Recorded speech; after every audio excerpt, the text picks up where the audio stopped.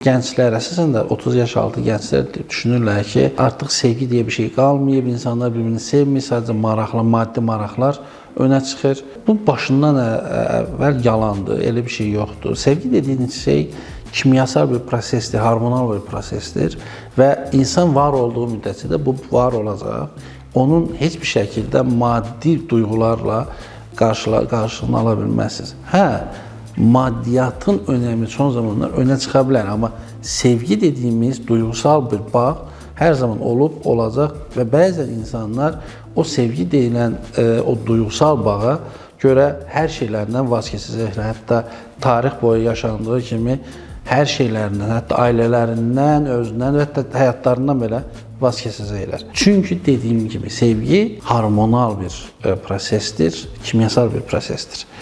Biz daim sevginin ürəyimizdə olduğunu düşünürük, amma sevgi əslində bizim beynimizdə yaşanan bir prosesdir. Nədən yaranır və necə yaranır sevgi dediyimiz duyğu? İnsanların beyinlərində bir qəliblər var. Bu qəliblər uşaqlıqdan bəri formalaşmış qəliblərdir. Və bu qəliblərin yaxşı və pis qəlibləri var.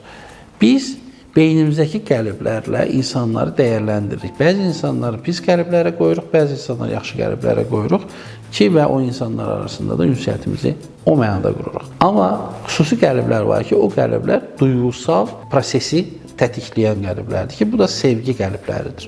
Sevgi qəliblərimizdə hər kəsin fərqli bir sevgi qəlibləri və sevgi standartları var. Və o standartlara uyğun birisini gördüyümüzdə beynimizdəki hormonal inkişaf, hormonal sürət artır, tətiklənir və biz o insana qarşı bir bağ qururuq. Beynimizdə, öz içimizdə bir bağ qururuq. Və nəticəsində o insan bizim üçün artıq həyatımızın mərkəzinə oturmuş olur. Və elə olan tərzdə bizim üçün artıq maddi, mənəvi hər şey artıq öz əhəmiyyətini itirir və sadəcə o insanı arzulama duyğusu önə çıxır. Çünki dediyim kimi hormonal bir proses baş verir, oksidozin artır və sevgi bağı bir adamda fokuslanır. Nəticə biz o adamı arzuluyuruq, istəyirik hər mənada.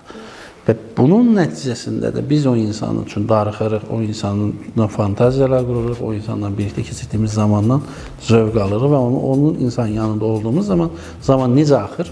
Bu haqda heç nə bilmirik. Zamanın axışını belə hiss etmirik. Bəs sevgi nə zaman bitir?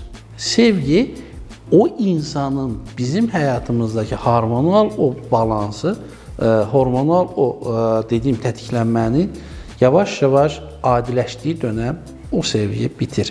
Yəni, siz konkret olaraq birisini haqqında çox dərəcəsini sevə bilərsiniz, amma o insanla çoxlu zaman keçirdib, o insanı həddən artıq çox sevgi xatirələri yaşaya bilərsiniz, anları yaşaya bilərsiniz. Bunun içərisində cinsel akt gedir, mənəvi münasibətlər gedir və yaşadığınız zaman bir müddətdən sonra sizin bədəniniz o insanı tanımağa başlayır və artıq o insanı gördüyü zaman hormonal aktivlik artmır. Artmadığı zaman o insan sizin üçün normal insanlar kateqoriyasına keçməyə başlayır və siz o anda düşünürsünüz ki, sevgi artıq bitib və mən artıq onu sevmirəm. Halbuki orada sevgi bitmir, sadəcə olaraq formasını dəyişmiş olur. Hormonal balansdan ümumi olaraq sosial balansa keçmiş olur. Və bu da gətirib insanları yanlış olaraq artıq mən onu sevmirəm, sevgim bitib deyə düşüncələrə gətirib çıxara bilir. Ona görə də əziz dostlar, sevgi dediyiniz şeyin nə olduğunu öncə öyrənin, öncə onun o prosesin necə olduğunu bir anlayın, ondan sonra sevgi ilə bağlı mühakimələr yürüdərsiniz.